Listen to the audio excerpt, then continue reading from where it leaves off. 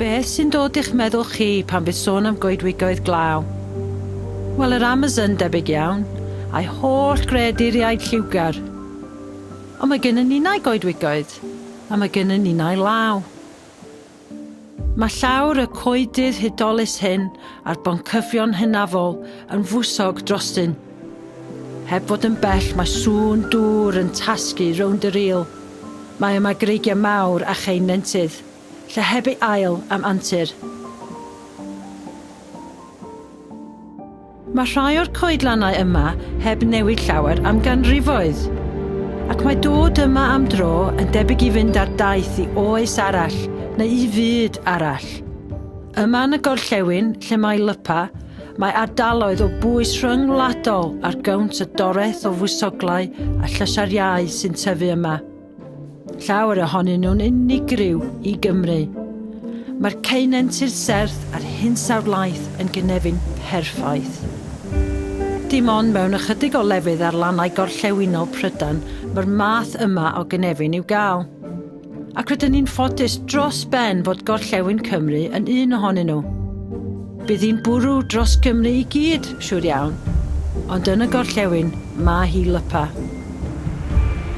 Oherwydd y glaw rheolaeth, y lleithder cyson, y tymheredd mwyn a'r aer glân, mae'r math yma o blanhigion yn ffynnu yma ac yn creu cynefin hefyd i fatha eraill o fywyd gwyllt.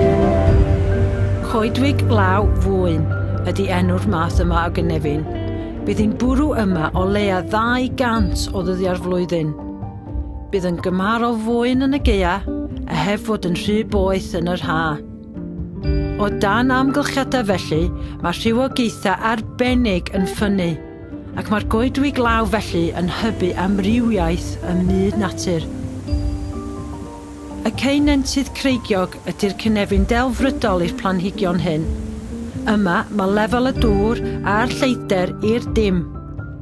Mae'r to plethedig yn cadw'r glybyniaeth rhag colli, ac mae rhai planhigion yn ffynnu hefyd ar goed a rhisgl marw.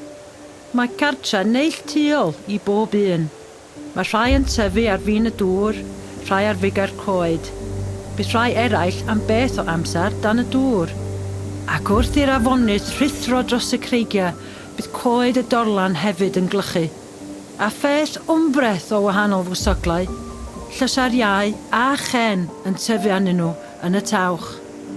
Mae rhywogaethau yma'n cadw dŵr yn chwarae rôl i helpu lleihau effaith lifogydd. Planhigion yn tyfu ar blanhigion a ryw batrymau Celtaidd ym mhob man. Rhedyn yn codi ei pennau drwy'r mwsog. Dail o bob llun, ond o un lliw. Ylwch faint o wahanol fwsoglau sydd wrth eich traed. Mae rhai yn debyg i blu, rhai fel ser, rhai fel tafodau bychain, a phob un yn wyrdd gwahanol. Mae rhyw bethau rhyfedd iawn yr olwg yn tyfu ar y coed. Rhai yn debyg i fresych, rhai a smotiau, rhai yn flewog. Maen nhw'n llwyd, yn frown, yn wyrdd, yn ddu ac yn wyn. Gwahanol fathau o gen ydy rhain. Maen nhw'n arbennig gan fod nhw'n ddwy organeb mewn un, ffwng ac alga. Yn yr hydref gwelyn ffrwythgyr ffwng, sydd yn atgoffa fod rhwydwaith o geinciau ffwng sydd yn cuddio dan y ddaear a thigefnu'r plisgyn yna trwy gydol y flwyddyn. Mae'r glaw yn disgyn drwy'r to, mae ffrydiau wrth eich traed, ac mae pob dim rhwng y ddau yn wlyb domendail. Mae llond gwlad o fwyd gwyllt yma, ond i chi graffu. Mae'r tyfiant yn cynnal bob mathau o greaduriaid. Dyna'r dderwen yn atrau faint fynnwch chi o wahanol drychfiloedd a chwilod prin, a ryw 200 o wahanol fathau o wyfynod. Mae'r trychfiloedd yn byw ar y planhigion ac yn ei thro maent yn fwyd i'r adar. Dyma bronwen y dŵr yn bwydo ar bryfetach yn a ger y dŵr. Dyma lecyn ar gyfer gwas y neidr a myrsenod. Dyma ddryw sydd yn mwynhau llystyfiant trwchus, a cnocell sydd yn hoffi coed mawr hen. Mae'r ecosystem gymleth hon yn dal i ddatblygu yn ddistaw byth, ers diwedd oes yr ia, 10,000 o flynyddoedd yn ôl. Dim ond rhyw glytiau yma cacw sy'n weddill o'r hen goedwig glaw Geltaidd, a rheini ar lethrau serth neu mewn ceinentydd cul lle na fydd defaid yn pori. Ers talwm, roedd y coedydd yma'n lletach o lawer.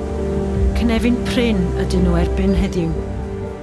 Gyda chefnogaeth ariannol gan yr Undeb Ewropeaidd a Llywodraeth Cymru, mae nifer o bartneriaid yn cydweithio mwyn diogelu'r Coedwigoedd Glaw Celtaidd Cymru i'r oesoedd a ddel.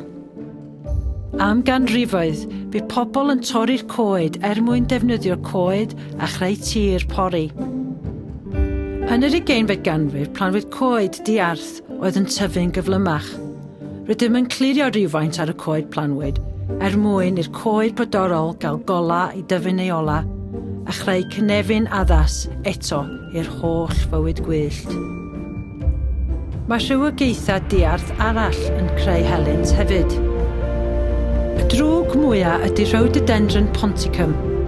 Planhigyn o dros y môr ydy hwn yn iawn, ond daeth yn ffasiynol ei blannu yng ngherddi tai mawr yn oes Victoria, ac mi aeth yn rhemp.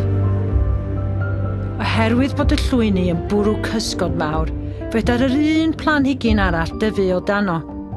Mae'r blodau, rhedynau a mwsoglaen diflannu. Mae'r creaduriaid sy'n byw ar ddail a gwell glas hefyd yn diflannu, a mae'r anifeiliaid sy'n ei hela'n wythau wedyn yn diodda. Mae angen defnyddio contractwyr i dorri lawr a lladd y rhododendron ponticum, mwyn ceisio sicrhau na fydd yn ail dyfu blwyddyn nesaf. Rhaid sicrhau bod ni'n cael gwared ar rhododendron ponticum i gyd, fel bydd dim hadau ar gael i wasgaru eto yn y dyfodol.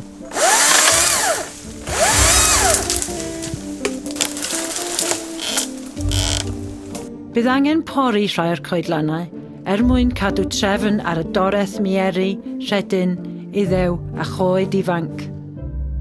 Wrth wneud hynny, nawn rhoi cyfle i'r amrywiaeth fawr o flodau tyfu ar lawr y goedwig. Hefyd, helpu rhywogaethau o gen ac adar fel y tingoch sydd angen coedwig agored i ffynnu.